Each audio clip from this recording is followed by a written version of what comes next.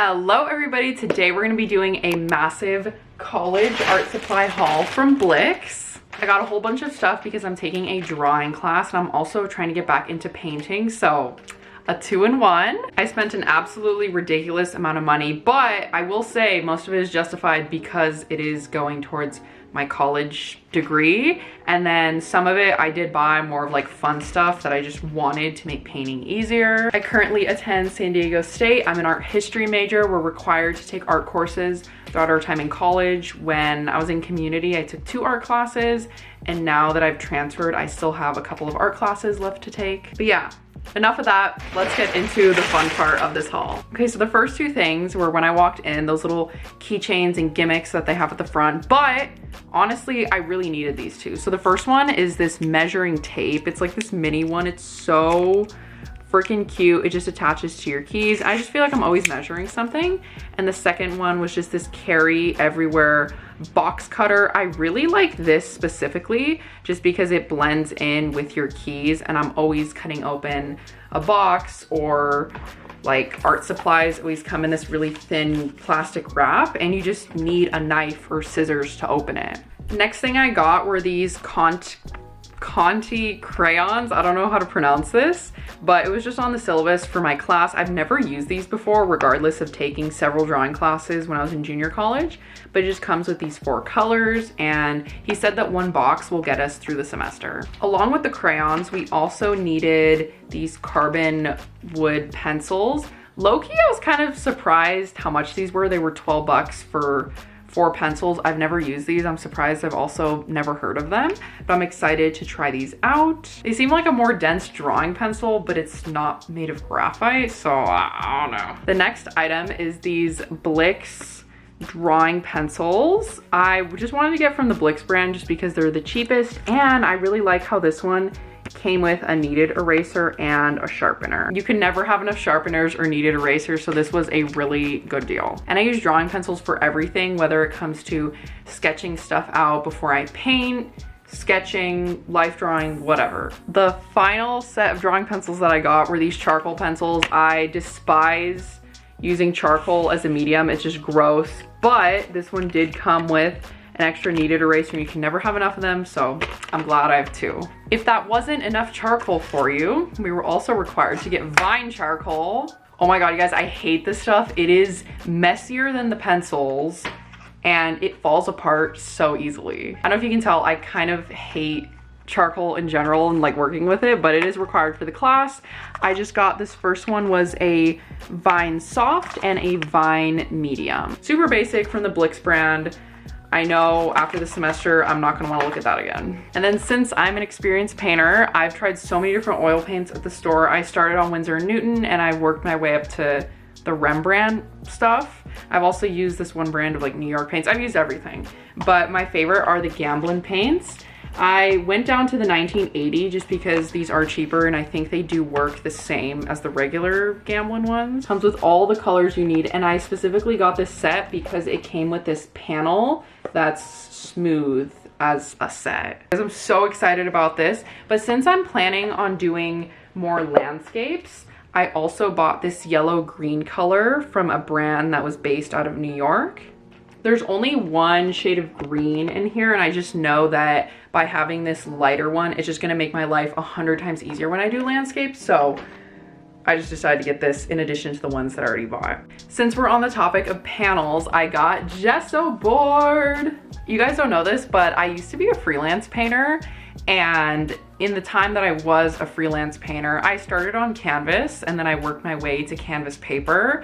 And then after that, I became a canvas hater, and now I solely use Gesso board. Obviously, I can still paint on canvas, but I love how smooth this is. And once you try smooth Gesso board, I feel like it's really hard to go back to anything else.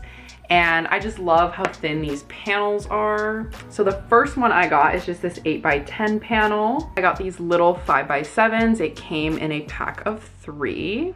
And then obviously I have this really cool longer rectangle one that came with the Gamblin set, and I'm probably gonna do my first painting back from my break on this one. Now that I'm getting back into painting, I wanna focus on landscapes and plein air. There's a lot of artists here in San Diego that just go while the sun is setting and paint it as it's going, or they go to Balboa Park, and I just want to reach that level in my painting skills. When I did portraiture, I had really small paint brushes, but now that I'm doing plein air and landscape, I wanted to get something that was longer just because I am gonna be kind of far from the canvas and just painting and watching. I just wanted to have more room on the brush for me to be able to put my hand here, or even really close if I need to. I just got the Blick's Masterstroke Finest Red Stable brushes. I'm gonna be honest, I don't really know how to shop for brushes. I like stuff that's synthetic and in this shape, and if it doesn't feel like it's gonna fall apart.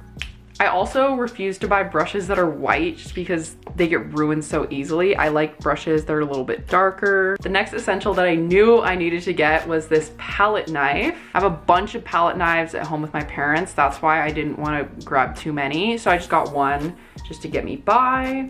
I'm really picky about palette knives. I hate when they're plastic, and I just want like a nice wooden handle to be able to grab onto and a metal plate. Next up is some Winsor & Newton linseed oil. I really like this because it reduces the drying time of oil paints, and it just thins them out if they're a little bit old or too thick in the bottle. I usually find with the Winsor & Newton brand paints, you need linseed oil or else the paint is way too dense to work with.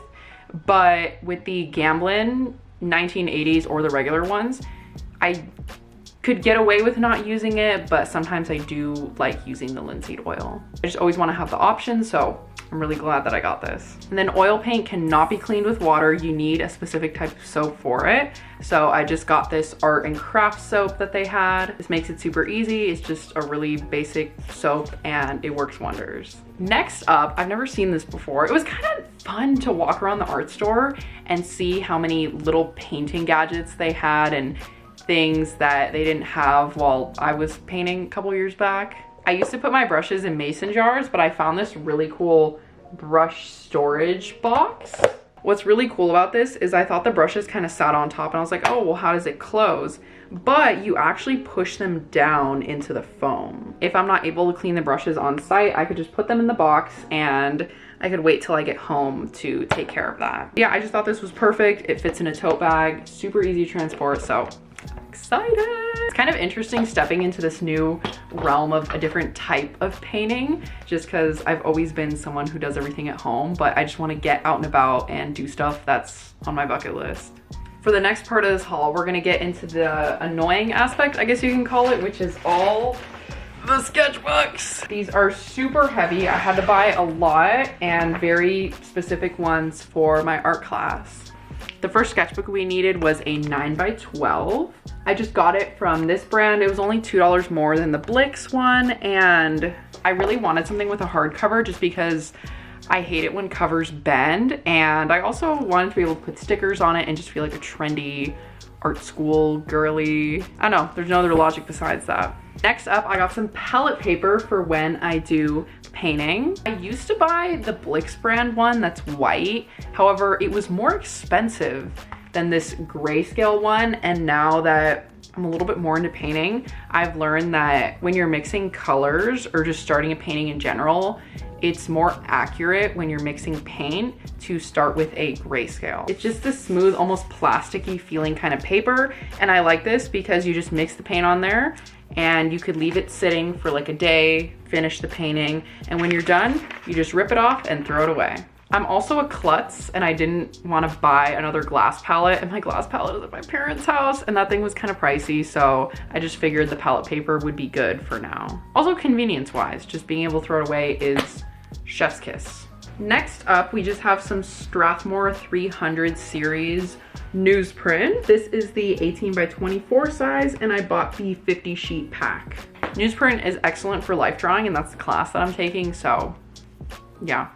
And then next up we have Strathmore 400 series pastel paper in the 18x24 size. What I really like about the sketch pad is it comes with cream colored paper, a shade that's slightly darker, kind of like a greenish shade. I know it's so hard to see because the light is washing out.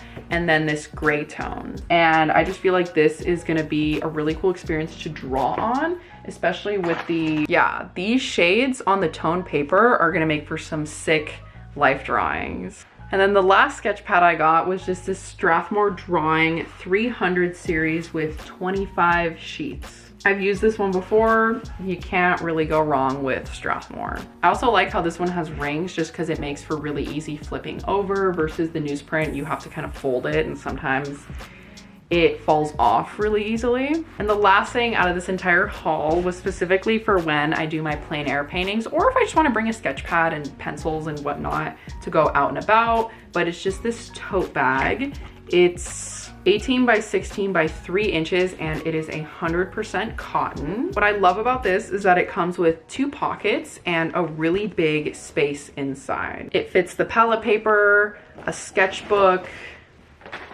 this brush box, all so well with a bunch of space left over. You could put so much more junk in these little pockets. Oh my goodness, this is a major slay and it was like $6. But yes, I want to thank you guys so much for watching this haul video. I had a lot of fun going to the art store. I haven't been in years just because I've gotten caught up with research, art history research to be more specific, in college.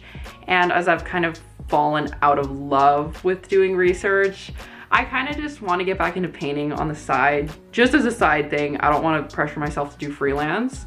And plein air painting has always been on my bucket list. So I just figured that since I'm easing back into art by taking a class at school, I might as well do my painting in addition to that. I know how to draw, I just don't know how to do things from life. So that's why I'm taking the class at school. I've had a lot of previous art experience, but I want to learn to do more things on the spot, whether it's landscapes from life or moving people.